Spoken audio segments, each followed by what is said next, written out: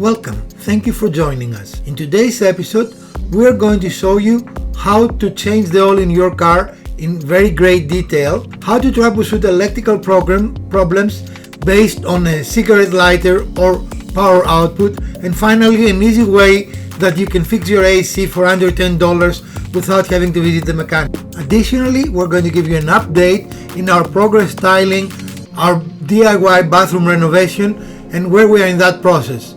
So if you're interested in that, you're going to get an upgrade as well. Thank you for following us. So please stick around and we are going to have fun together. Welcome, friends.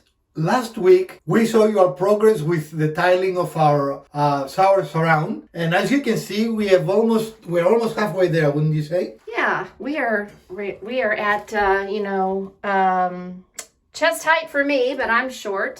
So we have a couple more feet to go up to the ceiling, and then we'll spin you around to the other side. We've got some of the tiling around the shower faucet. Or I guess that's not the faucet. No, that is the valve. Valve, yeah. And then we've done the other inset, at least the back and the parts that need to be the foundation for that, and then up towards the ceiling on this side as well. And when we finish tiling, it will go a little faster because then it's grouting and then waiting for grout to dry. But we learned last time we did grouting that this grout dries very quickly. It does. You don't have to wait 2 days like the grout of the old, right? Right. Now, additionally, last week we did a lot about different little things, right? We showed you how we mitigate our carpenter bee problem. We show you the start of our solar project, and we show you how to easily repair hinges on small cabinets. In our case, it was the cabinet of our the hinges of our key cabinet, right? Right. So today, because this process has to continue, we are going to show you any progress we do here, but we'll also show you some automotive work. So stick around because this is going to be a very good episode. What are we doing, Mrs. DIY? We are cleaning out debris. Debris? Debris. Who put the debris there? The saw did. So I think that's the reality of cutting tile, right? Yep. It generates a lot of what you would Fragments. call this. Well, is it fragments or it is They're clay? fragments. Okay, so the fragments stop it or the clay stops? Both. But that's a safety feature, I'm imagining, that the blade will not rotate. The motor will not come on to rotate it if there's something blocking its path. Well, I think that's the feature of a cheap saw. Well, it is not powerful enough to. But it can't clean this out by itself. Right. So, I've got the remnants of what I cleaned out the last time. Some of these are fairly large. These, no, but some of these smaller pieces, it doesn't want to go if something's blocking its way. So sometimes having a less powerful saw might be a good thing, right? It can avoid injury because Definitely. it cannot overcome and throw that to your face. Correct, which So that's a good none thing. of us wants. And here we have an opportunity to see the blade in the water, right? Mm-hmm. And that's in essence how it lubricates the blade with water. There is nothing fancy here. It's all very simple mechanical process. Right. All right, we'll let Mrs. DIY finish her engineering here. And you also, I want to call out,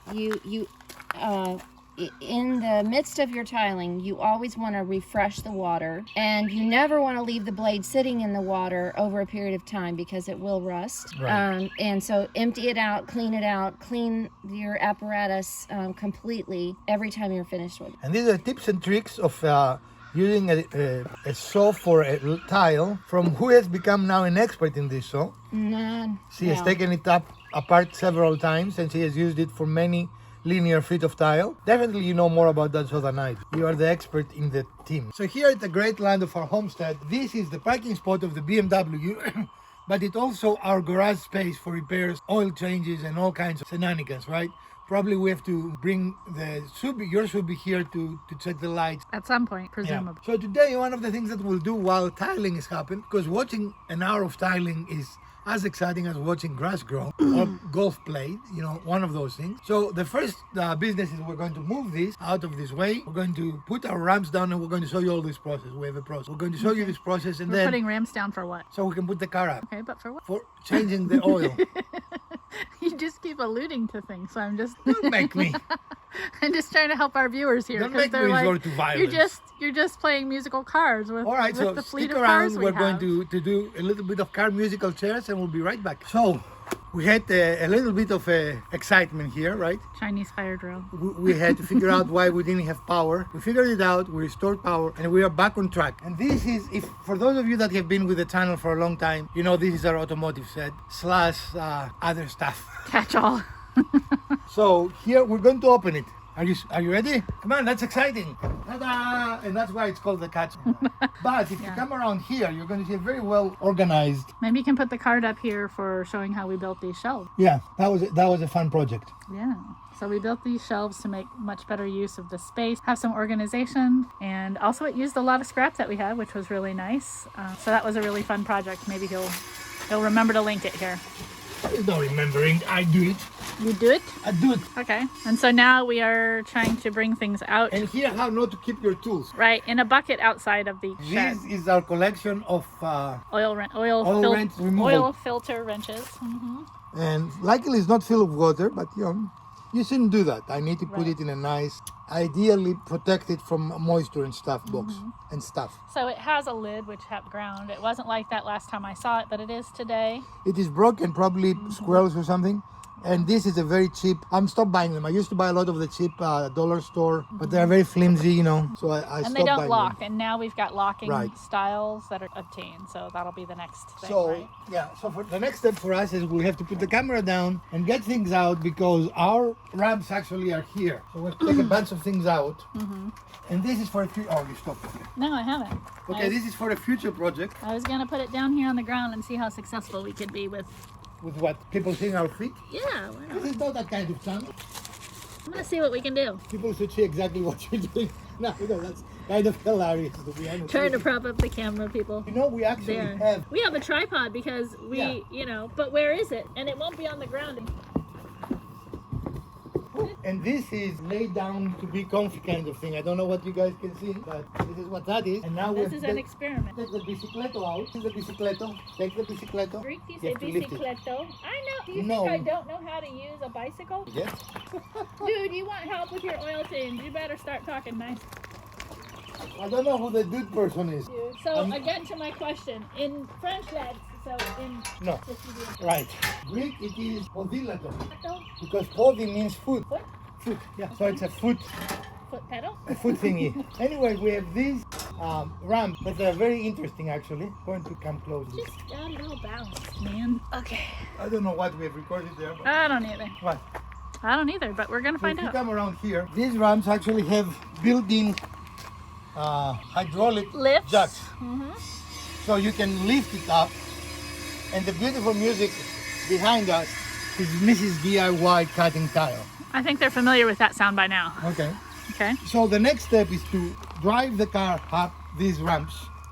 So we're high enough to change the oil. And we have nice little automotive mats to lay down because this is It's not gravel. comfortable. It's gravel, and it's Not not as comfortable on your back. not as fun as say a concrete pad. All right, so let's get set up and we'll be right back. Our helpers, being advisors they are. And here we go. What are we talking about?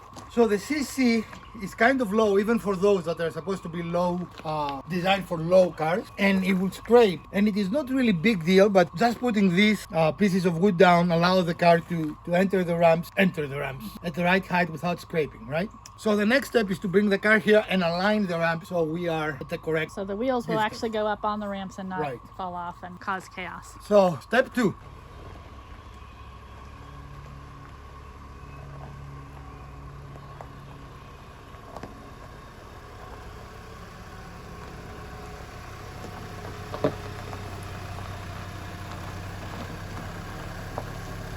Okay. Yeah. So we've got some adjustment to do to bring these in to match up with the wheels. So the car's up on the ramp. So one of the keys when you do that in any ramp, not just in these ramps, is have your windows down so you can communicate with your partner. And as we found out today, don't use words. My aviation experience have taught me that, I forgot. Use symbols because with the engine on and you paying attention, it's very easy not to understand. And by symbols, he means hand signals. Right. It is possible that the car might start falling off or something, so you need to be able to signal that. But in any case, I need to find where my Your hood release hood is. is. Yeah. And also, you set your parking brake. Does it automatically set here in your car? I said it. Okay. But So just a reminder to set it. If your car does not automatically set the parking brake, make sure you set it. It just helps it. If you have chocks, put them in the back behind the wheels. Put the car on park. Now, one of the advantages of this, of course, is that even if the car rolls back, we're not going to be injured. The car will move away. It won't be a happy event, but that's one of the advantages of ramps, right? Versus working underneath it with nothing. Like a jack, just holding it up, yeah. Because if the jack fails, the car will drop on you. The chance of this falling on us is zero. Cannot fall on us, right? Right. So now we're going to set for the oil change. Okay. And we will start by putting our pad underneath here. We also need to open the hood. The hood is, I thought it was open. Well, you popped it, but it's not open. This is not a Subaru, woman. I have struts. This one has a strut that'll hold it open. This, for those of you who don't know, is called a strut, and it holds it open. If this starts to fail, don't go This is a 2x4. yeah, don't go to your dealership. These are really fairly inexpensive and fairly easy to replace. Right. We've done that before. These are one, or not on this car, but in our BMW. Yeah. This is one of the things that they will fail. They are air struts. They don't last forever. And dealers want a ridiculous amount of money to replace them. They are not critical safety components unless you work under the hood, and then they become critically safety components. And they rarely fail just like that. I mean, I've never had one. You'll see that it doesn't want to hold the hood up as far. But that's true for your trunk struts, or like if you have a pop-up window, like an old vehicle I used to have had a strut on it as well. Again, same concept, super easy to replace. So once you put the car up, like we have here, we are a little out here, but we're okay. Most of the wheel is on. Yeah, it's enough. And this one was spot on. So 2 pointers. Remove the fill Top. Yeah, because that allows the car to breathe and makes the oil flow faster. Air pressure. Some people also recommend you Take your dipstick. remove or put the dipstick up, right? Now the rest of the work happens under the car. Your oil filter's under? I can't remember. No, my oil filter is right here. Oh, okay. What is under is the... Okay. But then at some point we do remove the oil filter, so that's actually I don't here like on to do top. it before I know. we move the... But you were saying everything else is under. That's why I was clarifying. yeah. Or in most cars, everything is under. In this car, BMWs, Audis... Subaru even. A Subarus, lot of the newer cars, I think they're putting the oil filter up above. Which puts to rest the should you fill the oil with oil, the oil filter with oil before you put it in. On this car, it's impossible because we have to. So no, the oil filters do not need to be filled with oil. This is a myth. I don't know why people fight over it. But for those of you that think it's absolutely going to kill my engine, this engine has 150,000 miles. It is not killed, and it is impossible to fill it. So there you go. Conclusive answer. There we go. Where are we going? We're going there. Okay. All right. I really like this car. What only things I don't like is that they put a black dipstick, and as the oil ages, it becomes black. So you can see it here because it's a little glistening, right? But I prefer it to be, and we're here. I don't know if it is visible in the camera. So we are on the high point. We haven't lost any oil, which is good. That's a plus. But I wish it was like a metal, not painted. Right. Some cars don't have the painted, and I like them much. Well, they're definitely easier to see where your oil level is. And electric cars don't have tips. Right. All right, so now we're going to go underneath. Okay. We have too many cars to remember what we need, and I think on this car we just need the ratchet by itself is all we need. And by we, is it you or is it me? Is it you? Okay. We are under the CC, and this is the front of the car coming straight back on the passenger side. Here is our oil pan, which as you can see is scraped a little bit. This car is very low slung. And then right there is our drain plug, which, because I think it is just the square one. That's what I think. Yep, so this one has just a square bolt head. You can see that we've got a little bit of oil seepage, so we might want to replace the like the seal there. So we're still trying to find the correct bolt remover here. That's not the right term, but we're still trying to find the correct thing to use to remove the drain plug. Just want to point out we've got the oil pan in position. When you remove this drain plug, your oil is going to shoot kind of out that way. So we kind of move it a little far back, and then as the oil becomes less and less coming out of here, you can move it forward and adjust a little bit. But to begin with, it will start shooting pretty far, so you want to make sure that you're positioning your oil pan correctly. I'm trying to This is not going to be hot anymore. Oh, it's not hot. It's not about the hot, it's about the mess. Okay, yeah, it's coming out. So the oil is not super hot right now because the car hasn't been running, which is good. No, it's preferable actually for the oil to be hot. I'm just saying in terms of my hands, but it is preferable for it to be hot because then it'll come out a little better. A lot better. But here's the drain plug. And now it's a waiting game. Yeah, we're just letting it drain. We made sure the plug for the cap for the drain pan was over here. This is open so that it allows the air and it's not overflowing, because we've done that before. And just gonna put the drain plug over there so we don't lose it. And now it's just giving it time to fully drain. This is not sponsored, but this is a nifty little tool, and this is a tool that is intended to protect really delicate hands like Elpida's. What this is supposed to do is to prevent you from getting burned in no seriousness. Because if the temperature of the oil is where it needs to be to do the oil change correctly, it will burn you, right?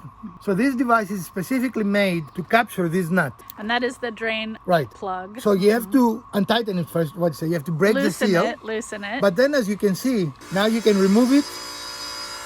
It will not fall in your pan, which is the other second advantage. And as the oil comes out, your hands can be away from it, right? Right. Because if you remember, this is held now there. Right. So you can be very clear of the oil. And so this mechanism is magnetic. Right. And that's how it's attaching and holding on. So it's a nice tool.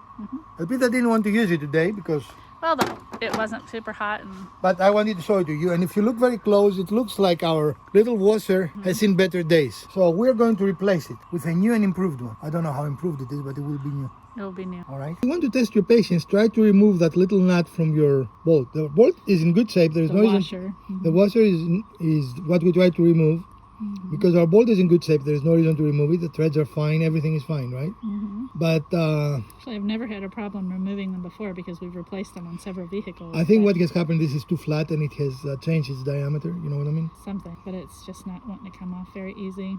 It will come off, we'll make it. So we're just gonna have to work. If everything else fails, I have a Dremel. And this is not how it should look after you remove it, guys, right? This was way too complicated than it should be, but frankly, I've never changed this. And it's supposed to change at least every other oil change, right? And it was the original copper that the manufacturer put in, and Elpida noticed a little bit of seepage, so it was time to change. And we're going to change it with a little more modern one, which is a combination of copper and some form of fiber on it. In our Today I Learned episode, we have some exciting news. We can continue our oil change. And you might wonder why we couldn't use what we have here, right? And that's because my car is a Princess. Yes. These do not apply. They cannot fit on this thing, right? The universal is not so universal. And because my car is a Princess, she always requires special attention. She cannot use normal oil. Nothing can be just off the shelf for her. The antifreeze, everything. So you have to change the whole thing. And we can see, I don't know if you can see it in the box, Yeah, but it's got the copper washer there. the washer is about double the thickness of the one we removed. Show them what it says on the front. But you cannot only buy the washer.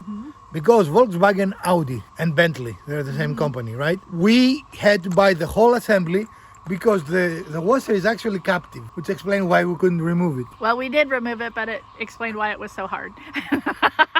So instead of having to pay 60 cents for a washer, we had to pay $6 for a whole new Drain plug. drain plug, even though there was nothing wrong with our drain plug. It was absolutely fine. But now all said and done, now we can proceed. We can proceed. An hour and a half later. We cannot. How did they know we left the car with the hood open? Look. I don't know. But that was the other thing, is we went up to one that is 10 minutes away and they did not have it. So we had to go to another location, which is about 30 minutes away. So our 20-minute trip ended up taking like more than an hour there and back. So that was exciting news, but now we can continue. Yep. Here we are back underneath. We've got, in spite of the hour and a half time frame, we have just a little bit of a drip going on. I'm going to wipe that. Take our brand new drain plug. This is definitely a spot where you're wanting to make sure you have the threads correct. You do not want to cross thread this because that would be very bad, resulting in like a whole new drain pan, oil pan, I mean. Don't want to do that. So as you can see, this is going very, very easily in. I'm going to hand tighten it. And then I'm going to come back with the tool as soon as I obtain that and tighten it so that it's full. Okay, awkward filming, but we have this nice little gadget here. We've got the correct thing on. I used that to fully tighten it, and then as soon as that stopped turning, then I just manually took the thing with my hand and pulled it like another quarter turn to make sure it's tight enough. Again, you want to be very careful not to over tighten this and crack your oil pan. Okay, so for this one we had to take off this plastic cover that goes right here. You just lift straight up, it just kind of snaps into place. We've also got to lift this hose in order to find the correct wrench.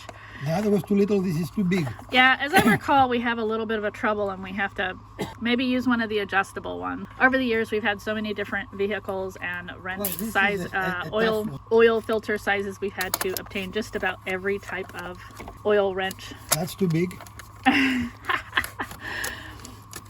Yeah, of course it is. So we've had to obtain just about every type of oil wrench possible, oil filter wrench. You need 5 million of these until you find the right one. Yeah, is that good? It seems like it's turning it. You're turning the wrong way. Yeah, lefty-loosey, man. There you go. Actually, we need to stop so we can put the... Now, one of the negatives of having an oil filter that goes down is that you're going to have some oil left there. And just use a towel and take it off. I mean, it's not a big deal. It is a good idea to clean it regardless of the orientation of the filter, right?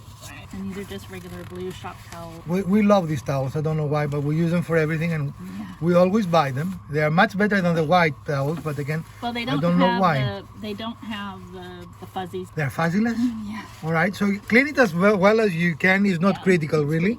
So not all filters we have this, but this specific one, this is the German filter.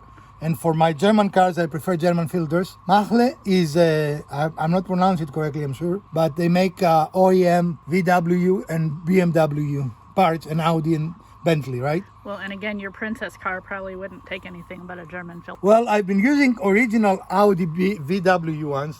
This is the first time I'm using a Machle, whatever you pronounce it like. And make sure that your gasket is there. And also that it is not accidentally left on your other part, right? Right. So after cleaning the oil in the interior, I also took the blue towel around the edge here and cleaned off any of the residue from this gasket. Because that will become a leak point, right? Then take some of your old oil, very high tech, as you know, and oil the filter gasket. Now, I've never not used that, so I don't know if it is really necessary, but I always do it, right? And I'm OCD, so I have to clean the little oil. That's how the cookie crumbles, right? And then the nice about this car is that we don't have to be underneath to do this. We've had some oil filters with some cars where you basically have to snake your whole arm up into the engine compartment to get. And then you have to walk the filter around the engine. Yeah. And dance and hold your nose a certain way. And which means it was designed by somebody who care about the engine. Good grief, that is a long. It's a lot of threads there. And you hand tight this. You don't go crazy. Yep, there you go. Says as he goes crazy. Yes, he goes a little crazy. No, it's hand tight. Never use tools. I mean, that can be considered a tool, but still the power is mine, right? It's right. Okay. All right. Here we go. And you can see my nice racing coils there, which are nice and red, and of course they're covered by the engine cover, so they become irrelevant. And now it's time to put the oil in the and car. Now the rest of the story. Did you actually verify we have the correct oil before we went running around town? No, I will do that now. Okay. I'm gonna capture that on camera because that might get you in trouble. And of course, the Princess car uses different oil than everyone else, right? Made in Germany. High tech, because nothing low tech. You know? Okay, here we go. So it does have the spout, but we went ahead and got extra filter. What's it called? I don't know. Yeah. Funnel. Funnel, that's it. Now, pouring oil is very exciting cinematography, as you can imagine. And you can see the difference in the color of the oil, right?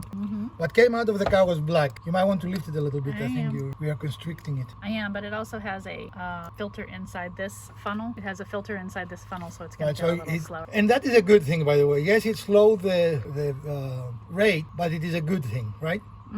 So that means if there are any parts getting out. So we're going to finish this process, and we'll return. Now, don't just empty the whole contents there. Bottles, if you bring the bottle here, I can show them. Most bottles, definitely liquid moly does a good job, but there is a measure somewhere that tells you, you can see how much you have, and that marks, the little tick mark here, marks the 1 quart part, right? And this is 2, 3, 4, and full is 5, right? 5. This is a little over 5. Right, but they only do it in levels. So about the 1 quart, because most of these small lenses take about 4 quarts, right? So about the 1 quart, check it. And that's what we're going to do now, because we're in the 1 quart part. Meaning we have put in the 4 quarts and we're down to the 1 quart marking. So now we're checking our... And again, because it is black, it can be hard to see, but it is on the top mark for us. I don't hold it still for a moment to see if people can see. As you can see, the oil is very honey colored right now and hard to see. Let me clean it and do it one more time. So just to show you what it looks like without the oil. Without the oil. Then we'll do it one more time. Yeah, so we've got oil all the way up in here.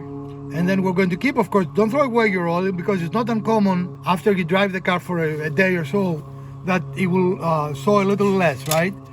The filter will fill, the filter is empty now, Right. and it will take some oil, so you will have to add a little bit. Not a lot, but a little bit. So the next step after we put everything back together and the cover of the engine will be to start the engine and look underneath to make sure we don't have any leaks, right? And also, in most cars, when you're underneath, you make sure that your oil filter doesn't leak. In our case, we need to make sure the oil filter doesn't leak up here. So we're going to start the engine, check for those things, and we'll be back with you. Okay. Yeah.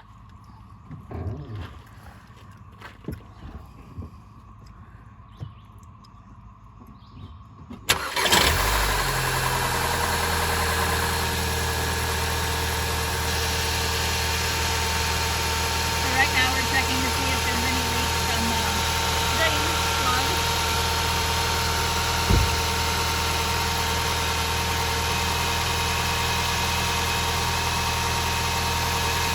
And as you can see, there's nothing there, just residue.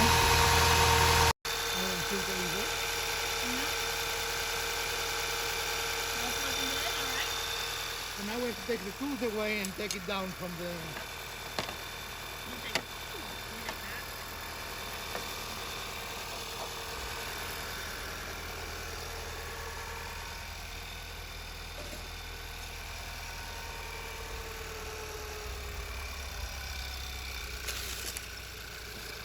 No, that slowed down significantly.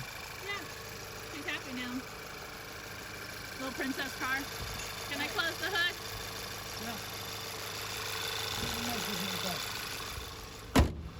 I just oil changed your car. Uh-huh. You call her princess. Isn't she? Only I can call her Oh, I see. Double standards. triple stand. Uh-huh. Yay!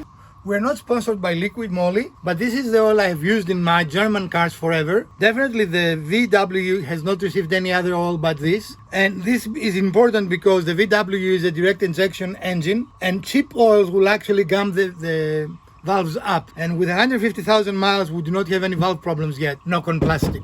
But another little cool thing is that this is actually a reminder. You peel this off, you write your mileage there, and that becomes your reminder for your next oil change, right? Mm-hmm. Now, you have not used it, but you have only seen me using it, Elpida. Any thoughts? I really like this funny little... Oh yeah, every time I've seen that funnel, I think it's very cool. I think it's a feature that all oil bottles should have. Right.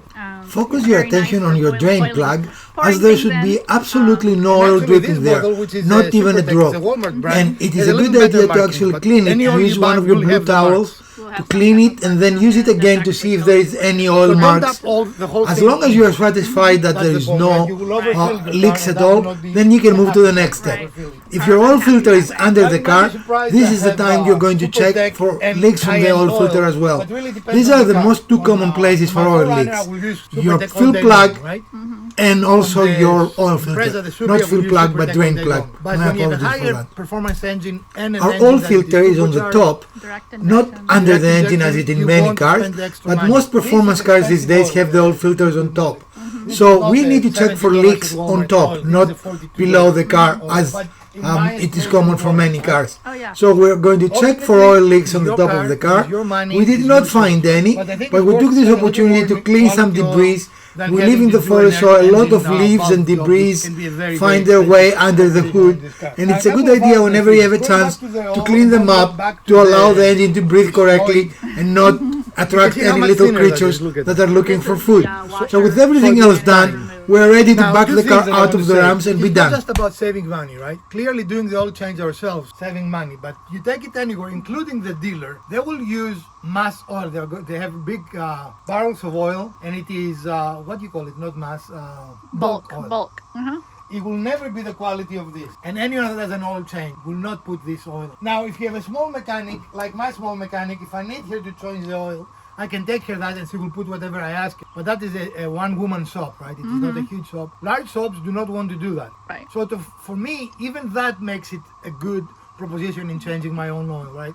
I know what I put in it. I know it is well done. And when you change the Drain little plug and the washer. washer, again, I bet you that any repair store wouldn't do it because it's $6, or if they did, they will charge me $20 instead of $6, right? Probably. So those costs really add up very quick. You don't have to do your own changes, but what we wanted to show you is that with a pair of ramps like this, which are very reasonable priced, and if I find the price, I will put it in a card.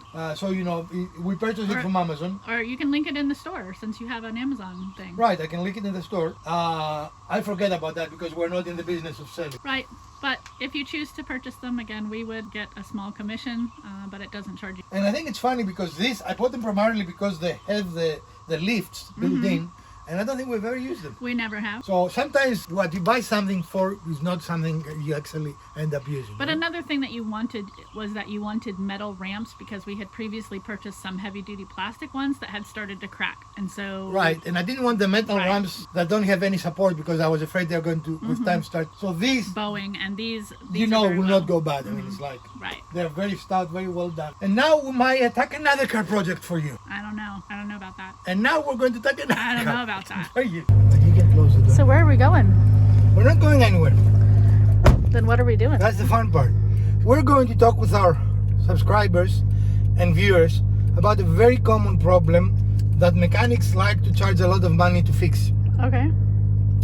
That is typical electrical issues, you know, especially when it's called electrical because people are shy away from them, they're immediately a lot of money, right? Mm-hmm. In this car, we have a power port here, which actually is the only power port in the whole car, not in half the car, it's the whole car. The whole car. And when we plug something in, nothing happens. Now, I know already this doesn't work because it will not charge my phone or anything, right? Mm-hmm. And in most cases, a light will light when you plug it in, right? In most everyone. And you have another one with you? Here, he's got one here too. I think. Okay. But we also have a third one to show you. So even if you don't have one, we're going to show you. Nothing lights there. I feel like this one though is like... No, it lights a different color when it is used. And nothing like here. Now, if you don't have one, we're going to show you how to test to make sure that the problem is not your plug-in device, right? Okay. Now, if you have another car, and we can show you that too, you can simply go to the other car and plug it in and see if the light comes on, right? Right. See if it's your device or the Right. port. Okay. If you have a 9-volt battery, you don't require to have a very expensive setting, but a 9-volt battery is enough to light the little light, right? This little wire contraption. No, you can use just 2 pieces of wire. The only important thing is that you go positive to positive, negative to negative, otherwise you can burn the little device, right?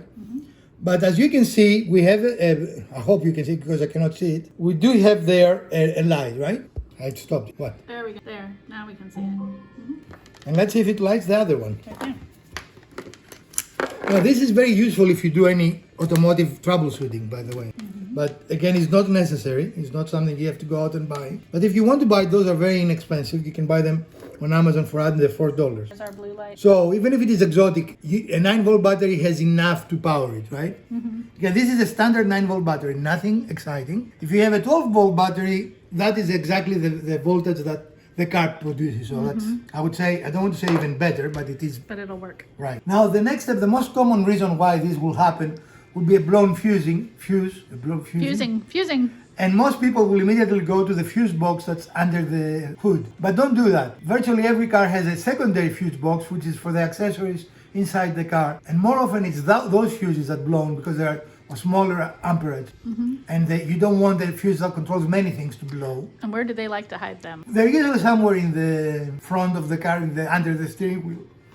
It takes a little hunting. So somewhere under the dash. Right. Sometimes but there it's will be on- a door. But sometimes it's also on passenger, depending on... Yeah. So just look around. You will see a little cover that either you have to use a screwdriver to open or it will have a pull.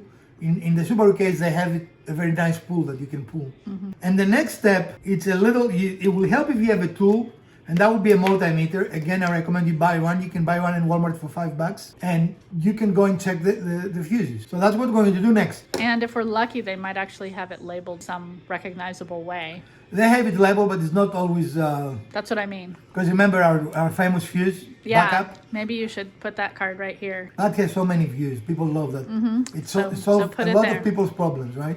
Yep. But yeah, what Elpida is talking about is most cars in both the under the hood fuse box and the under the dash fuse box, they have a diagram that tells you what each fuse is. And that makes things easier because at least you can narrow it down, right? These power ports a lot of times have their own fuse because they can draw quite a lot of amperage based on what you do. Like if you put, for example, an inverter to run a laptop or something, that can draw 10 amps or so easily, right? So they might have a 10 or 15 amp fuse. I don't know what they will have. We're going to find out. We have a tool, so we're going to use a multimeter to test our fuses. Okay, we're back to the Subaru. This is driver's side, obviously. This little door is very easy to see, and inside you can see all the little. Now we're going to test them, but I see there is a diagram on the door, so you want to lift it? And yeah, let's take a look. What does it say? 12-volt plug. I bet you that's what it is. 20 amps. Okay. It cannot be that easy. Hey, man. Can it? I'll take it. I'll take it. So the question is, do you look at it this way? I think so, right? So what you need to do is you take this and go back to your fuse box. For example, you see there is no fuse there, and orient yourself, right? So if on the total left you have a 7.5 amp fuse followed by 20, you know that's where you are, right? And here's cigar.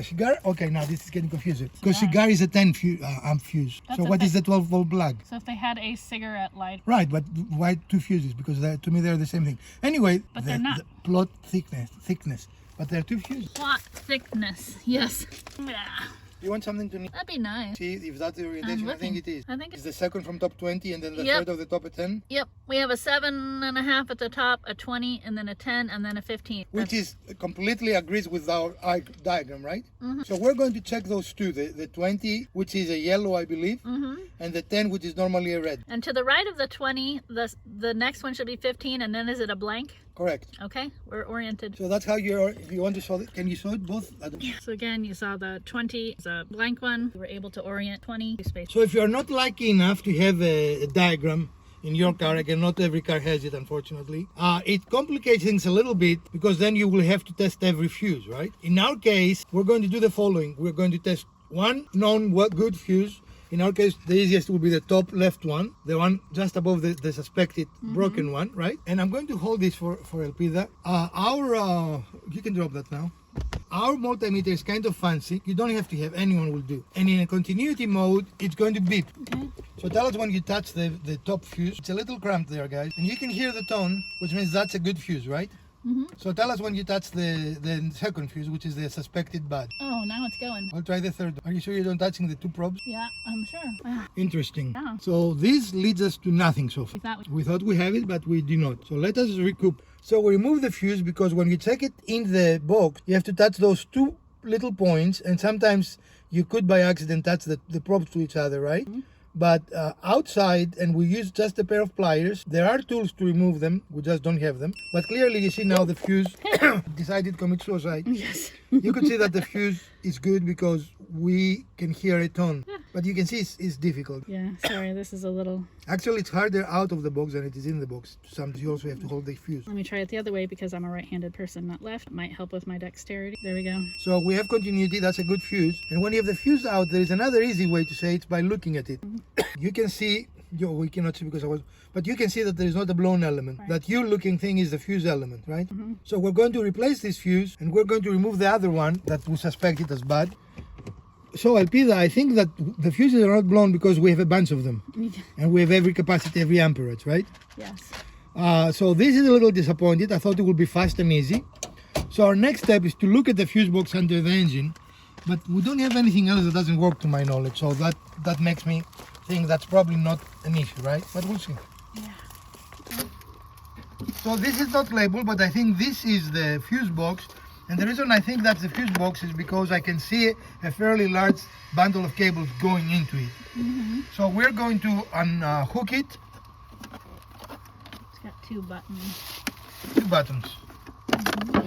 And let's see, does it have a thing underneath? Yes.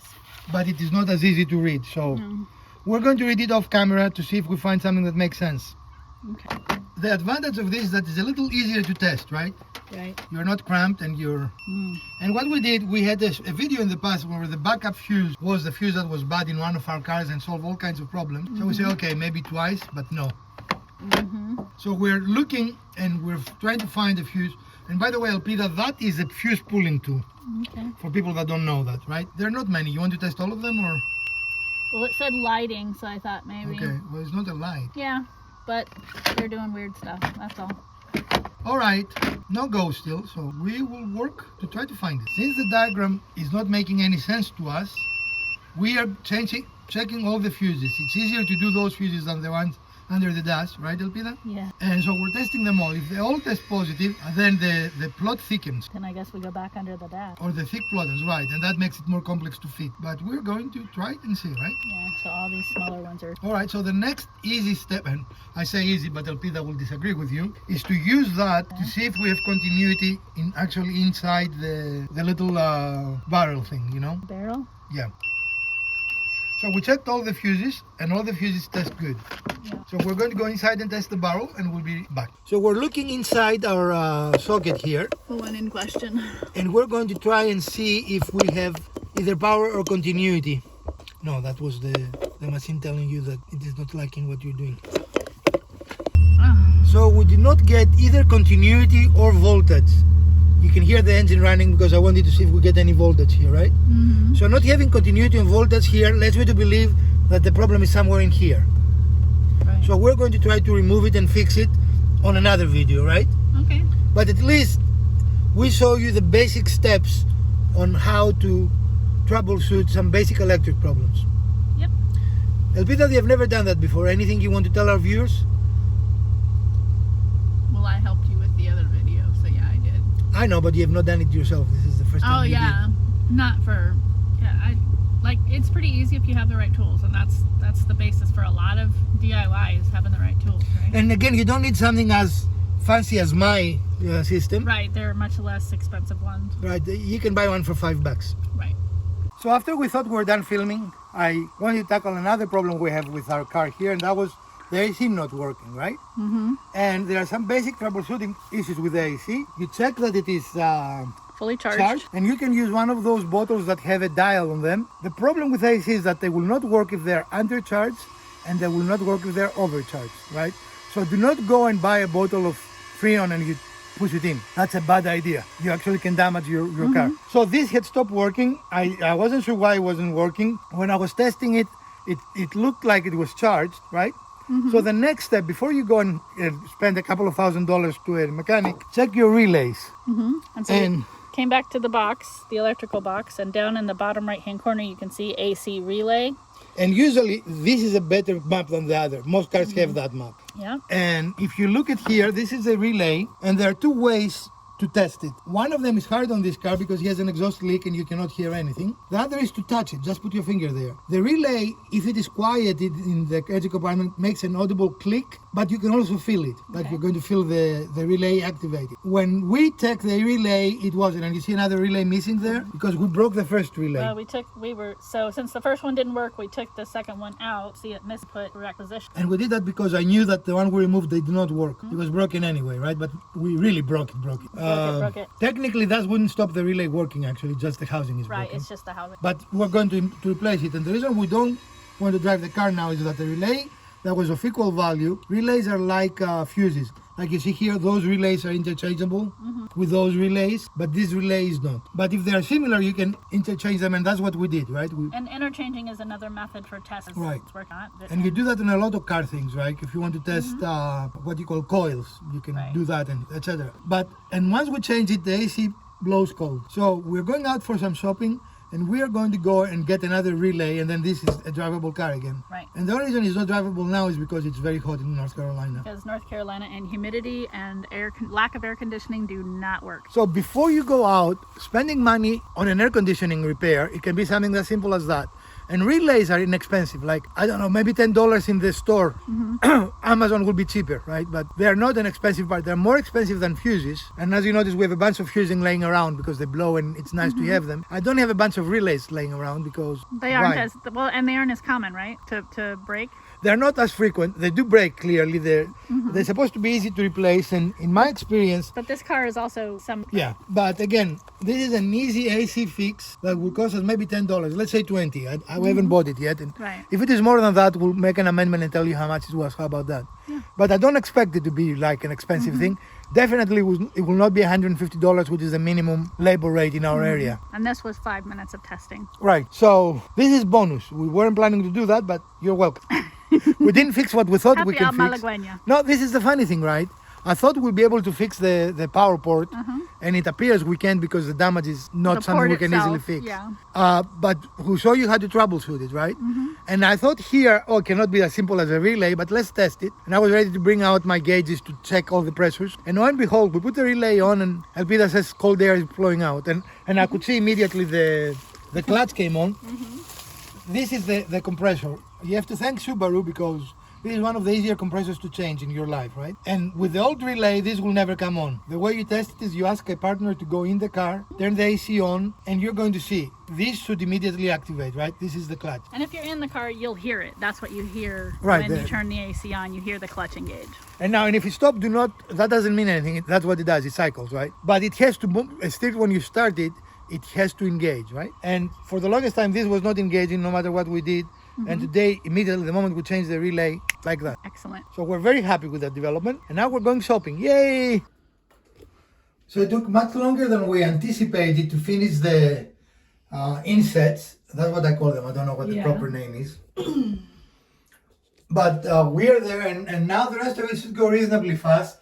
The only tricky part remaining is the hole up there for the shower head to come out. But everything else tricky has finished, and of course grout has to be put there.